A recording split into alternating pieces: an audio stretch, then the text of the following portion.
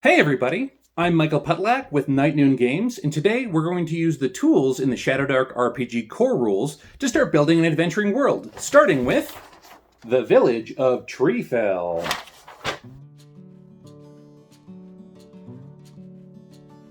Whether you're a seasoned world builder, an eager game master, or just a player yearning to breathe life into your character's homeland, well, I think you're in the right place. Just of note, even though we'll be using the roll tables from Shadowdark, this system can be used to build worlds in Dungeons & Dragons, or Dungeon World, Old School Essentials, Cairn, or any of the other fantastic games out there. If you are interested in learning more about Shadowdark, there is a link to the totally free and surprisingly in-depth Quick Start Guide linked down there in the description. Let's grab some dice, make sure we're stocked up on inspiration, and get rolling. We're going to build this world starting with a simple hex map. I like starting with a hex map, but you can freehand a map and then overlay hexes over it later if that's what you're into. It makes the most sense to me to start in the dead center and to build a home village for our aspiring adventurers. Do not judge me for how poorly I freehanded these hexes. This is going to be the first area a player has to explore. It's the place where your character grew up or first came into their own. It's going to give them the first stories that they're going to tell eventually later in life around the tavern's hearth. Next, we're going to roll on the Overland Hex Map. That's on page 132 of the Shadowdark core rules. I rolled a 7 on Hex Terrain, which means this is the forest or jungle.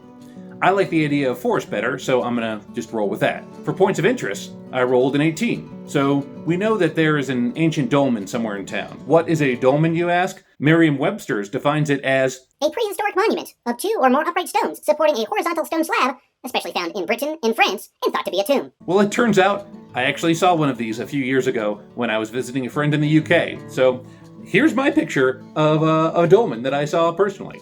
My next roll on the table was a 4.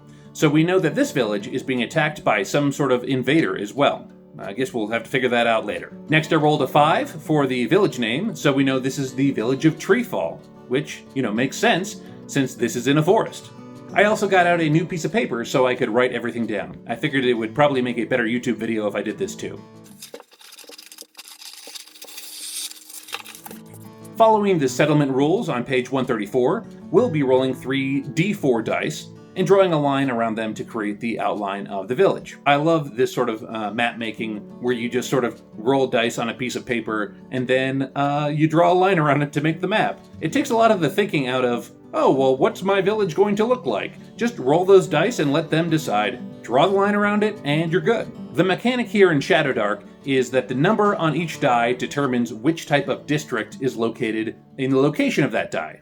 I rolled Market, Slums, and Artisan District.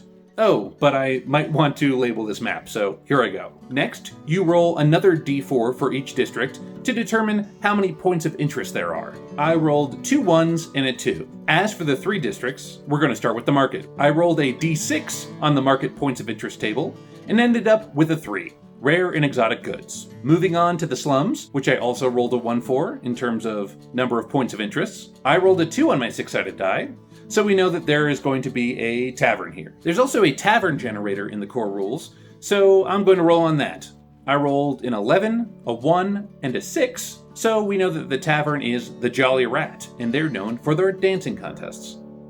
I love discovering bits of information like this through roll tables. It really helps me to form a picture in my mind of what this tavern looks like and what the world looks like. In my mind, I'm picturing something like the dance scene from Titanic. I think that's probably what the Jolly Rat looks like when they're in the middle of a dancing contest and things are going full swing. Finally, the Artisan District. I rolled a 2 for points of interest, so I had to make 2 rolls on the points of interest table. First, I rolled a 5, which is another tavern.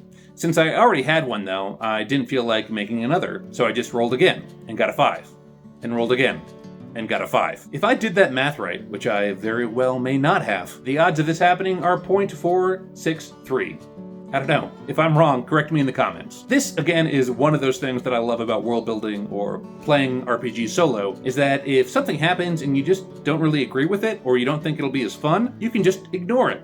Finally, I rolled something other than a 5, and rolled a 3, meaning this is a modest temple. Since I've decided that the village is mostly lawfully aligned, I've decided this is a temple to Saint Terignus. Teregnus, Saint Teregnus, one of the deities listed on page 28 of the rulebook. Finally, we're in one of our last steps, which is going to be to populate the village a bit with some NPCs. We could make any number of random townspeople, but I think at the very least we should at least determine who is running each point of interest that we just rolled up. To do this, we're going to use the NPC table on page 124. I also want to pause here for a second and mention how much I love the art in Shadowdark. It varies from grim and dark to just plain fun. I mean, look at this drawing under the NPC chart by Yuri Perkowski. It's just so much fun. Look at this wacky dude! I've also put a link to Yuri's Instagram in the video description, so you can check out more of his work if you want. So for the first NPC, let's figure out who's peddling those rare and exotic goods that we mentioned earlier. I rolled an 11, a 7, a 1, and a 4, which I misread as a 6. I love these dice, but sometimes they're hard to read. The 11 means this person is a half-orc, so I rolled a d20 for the half-orc names table to get me Organa for the name. The 7 means Organa is wealthy, the 1 means she's lawful, and the 6 means she's become extravagantly wealthy from her various wheelings and dealings. The next step is to roll on the NPC qualities table. I rolled a 9, 1, and 17. So we know Organa has a scar on her face, has a rare accent, and has a secret deep down inside that she really loves and adores baby animals. That must make being a rough and tumble half-orc kind of difficult at times. Next up is the Tavern, the Jolly Rat. Who can we find there? I rolled an 8 for Dwarf, a 14 for their name, Trojan, and a 2, meaning that he is an adolescent, and also a pair of 3s, so we know that Trojan is lawful and he has a standard amount of wealth. For his qualities, I rolled an 11 for Sweaty, 1 for Spitz, and a 17, so that we know that he was once in the Thieves Guild, but left for some reason. So this got my imagination going. Why did Trojan leave the Thieves Guild, and why was he now in charge of the tavern at such a young age? I think it's probably because his parents were killed by the invaders that we know are an issue here in Treefell. So I figured that he had to leave the Thieves Guild after their deaths to run the family business. But we're not quite done with Trojan yet. More on that in just a minute. Next is the Modest Temple. I always love me a good temple. 7 and 2 combine for another adolescent dwarf. This made me think, hey, what if these two adolescent dwarfs were brothers? So let's just go with that. Their parents separated when they were both very young, and Trojan went to live with their dad. This dwarf, who we now know is Torin, went to live with their mom in the temple. Trojan learned the tools of the tavern trade at the Jolly Rat, and Torin was trained in his mother's priestly ways at the temple. Both have been thrust into leadership positions now that their parents are dead and gone. Continuing with Torin, I rolled a pair of 6s, meaning that he is chaotic, probably from not dealing well with the trauma from his parents having died, and extravagantly wealthy. Well, because chaotic people in places of power tend to abuse that power for their own gain. And, being a priest in the temple, he probably has ample opportunities to do just that. I think this is a pretty fun and cool backstory for these characters, but let me know if you would have handled anything different by leaving a comment. To finish him off, I rolled a 12 and an 8, so I know that Torin has a cleft chin and likes to slap backs, and then I rolled a 15 on the third die, which means cast out from a wealthy family. That didn't really fit in the backstory I was developing, so I just rolled again and got an 11. In deep gambling debt. My idea on this one is that priests gambling is frowned upon in this religion, but if you never actually pay for your losses, you're doing okay in the eyes of Saint Teregnus,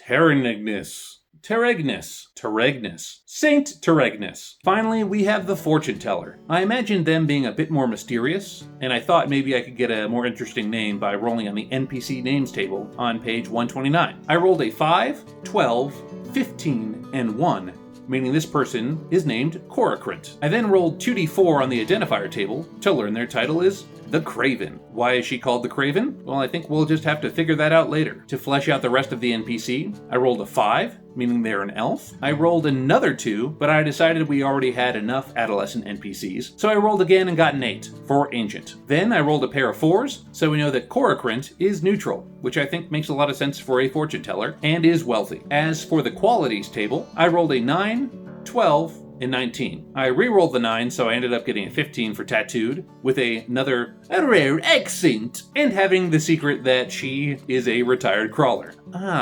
So this might be why she is craven. She retired because she somehow lost her nerve when she was adventuring. Maybe that is a plot thread that we could pull on sometime during the adventure. And there you have it, the village of Treefell, ready for adventurers to explore and engage with its inhabitants as they begin their quest. The world building doesn't stop here though. We'll continue to expand this world, adding more intriguing locations, vibrant characters, and some fun potential plot threads in coming videos. This time, we used Shadowdark's creation tools. If you have a different resource you like to use, or if you would have built Treefell in an otherwise different way, post it in the comments and maybe we'll use that resource next time. If you're interested in downloading a copy of Treefell for yourself, there's a link to my notes down in the details. If you want to see more videos like this one, make sure you subscribe to my channel. To check out some of my other games, including tools for Shadowdark, you can find those at Night Noon Games. You can also follow Night Noon Games on social media. Check out the links in the description. Don't forget to like and subscribe and click that little bell icon, I guess? Is that the thing that people do? Click the bell icon to get notified of future world building videos. Until our next adventure, stay inspired and keep those dice rolling. Thanks for watching.